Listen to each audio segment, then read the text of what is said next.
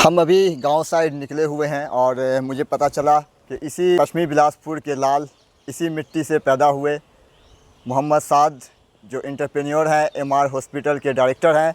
और जैसे ही मुझे पता चला कि वो बकरीद मनाने अपनी पूरी फैमिली के साथ अपने गांव अपने घर आए हुए हैं, तो मैंने सोचा कि क्यों ना आज चल के इनसे भी बात किया जाए। एक बड़ी शख्सियत हैं, एक सेलिब्रिटी हैं, बड़ा हॉस्पिटल पटना में चलाते हैं, मेडिकल हेल्थ सेक्टर में हैं। और तो मैंने सोचा क्यों ना उनसे बात किया जाए। तो चलते हैं आज साद साहब के घर पे, उनसे करेंगे बातें।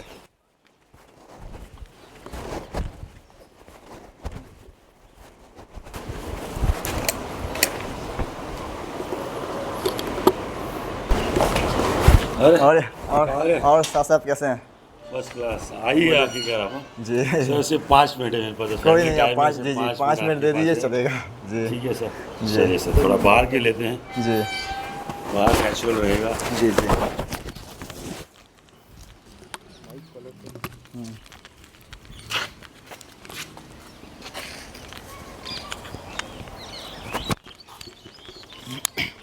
सबसे पहले तो आपका शुक्रिया कि आपने कीमती वक्त दिया अपना, क्योंकि बकरीद के त्यौहार के में आप गांव आए हुए हैं, फैमिली के साथ आए हुए हैं, टाइम वहां भी आपको एक्सपेंड करना है। बेशक।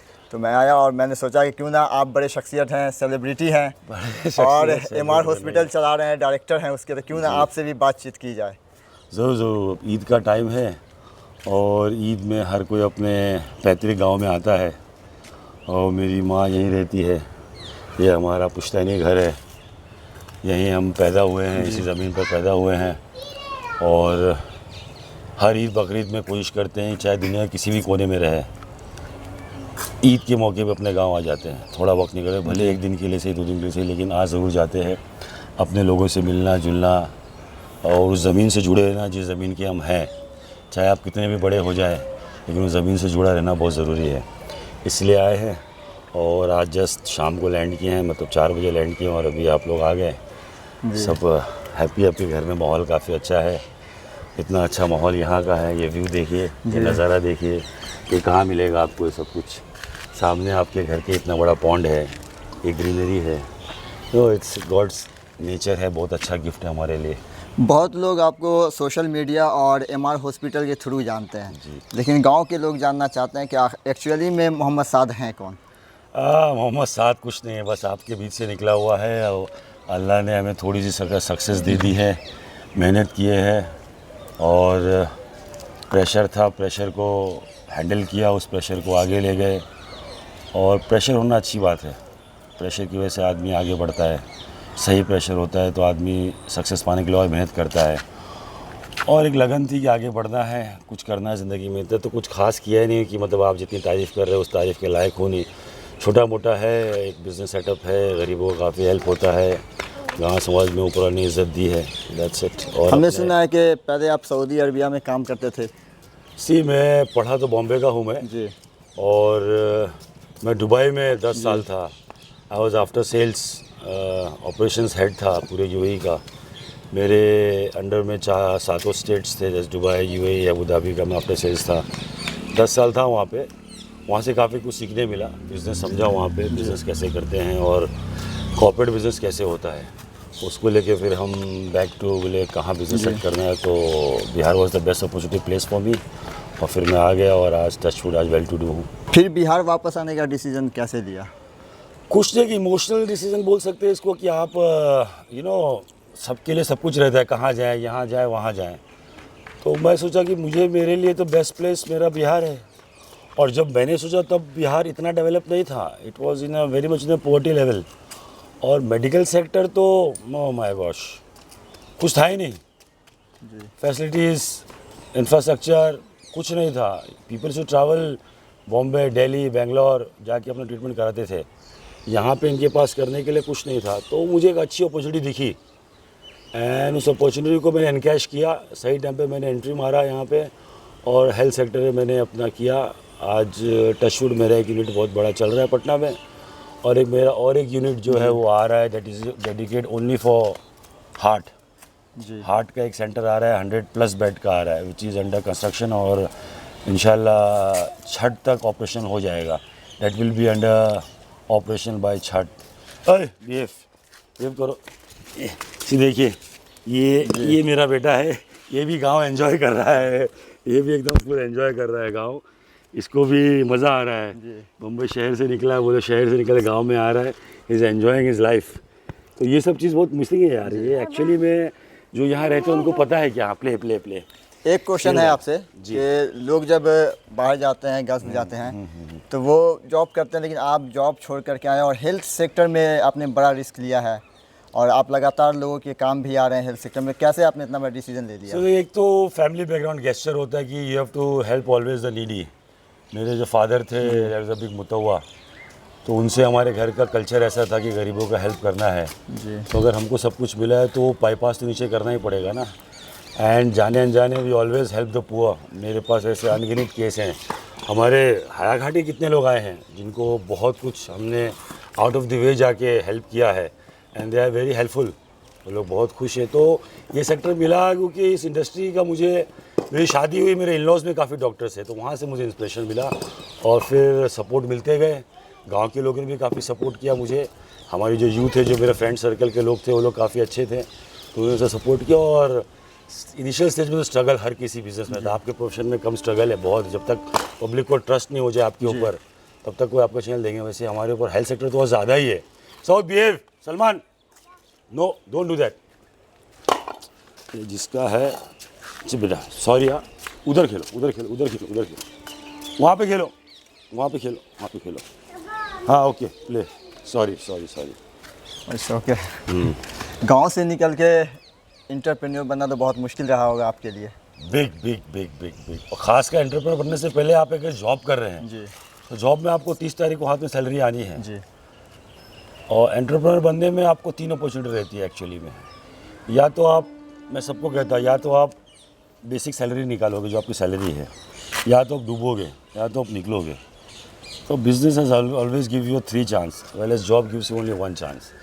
तो इफ़ पॉसिबल फंडिंग सबके पास नहीं होती है, बट यस आप ट्राई करो, थोड़ा सा एफर्ट करो, तो देन एवरीथिंग इज़ पॉसिबल, सब हो जाता है।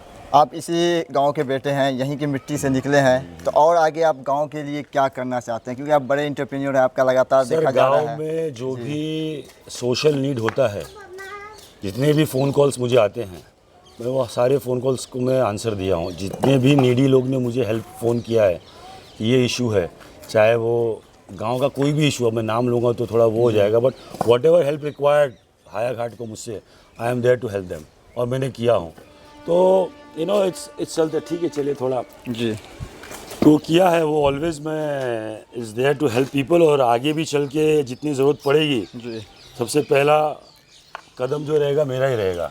For the not only for the village, for every human kind, every man kind, irrespective of caste, creed and culture.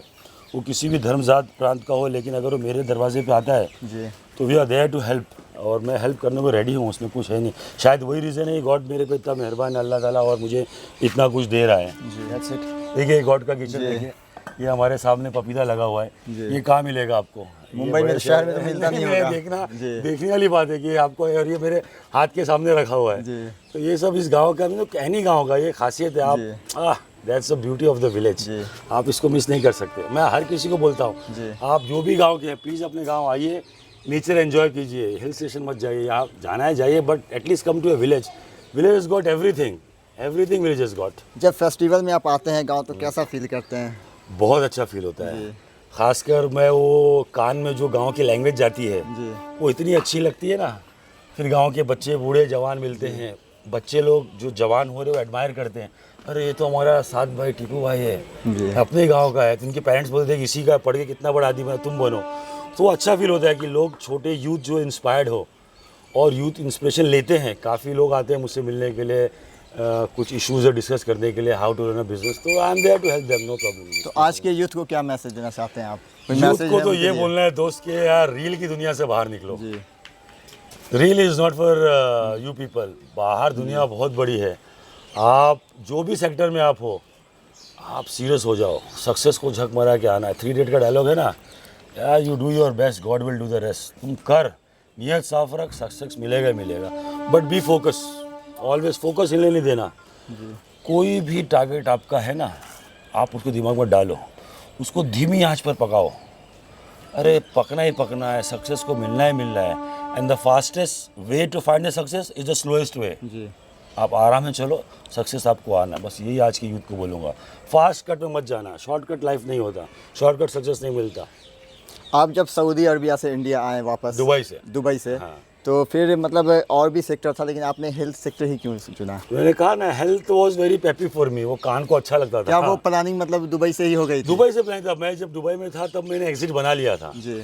कि मुझे, मैं 10 ईयर्स का गोल लेकर गया था, तो आई वाज प्लान कि मुझे आफ्टर 10 ईयर्स इंडिया में करना क्या है। तो काफ़ी कुछ देख रहा था, काफ़ी कुछ स्टडी कर रहा था, सर्वे कर रहा था, एंड देन आई रियलाइज़ कि okay health sector has got the opportunity, because काफ़ी एम्प्टी सेक्टर था जी। और कंस्ट्रक्शन वगैरह इतना बूम पे था नहीं उस ज़माने में, और काफ़ी माफिया लोग इन्वॉल्व थे। तो health sector was a very primary, जिसमें आपको रिस्पेक्ट भी मिलता है, you make nice bread and butter, plus you help the needy person also, और गरीब लोग काफ़ी हेल्प करते हैं। तो वो इंस्पिरेशन मिला, and then people help me out, जिसके पास मेरे जो प्रोफेशनल लोग हैं, डॉक्टर्स हमारे हैं, उन्होंने मुझे हेल्प किया, सपोर्ट किया, and then sky is the limit, तो उनसे मिला। आगे का फिर क्या और प्लान है? एमआर हॉस्पिटल के बाद और कुछ बड़ा हमारा प्लान? पार्ट 2 आ रहा है, लाइफ होप करके हमारा एक यूनिट आ रहा है, life hope health cancer and heart centre, जो राजा बाज़ार में ही हमारे एग्जिस्टिंग हॉस्पिटल से 500 मीटर की दूरी पर है।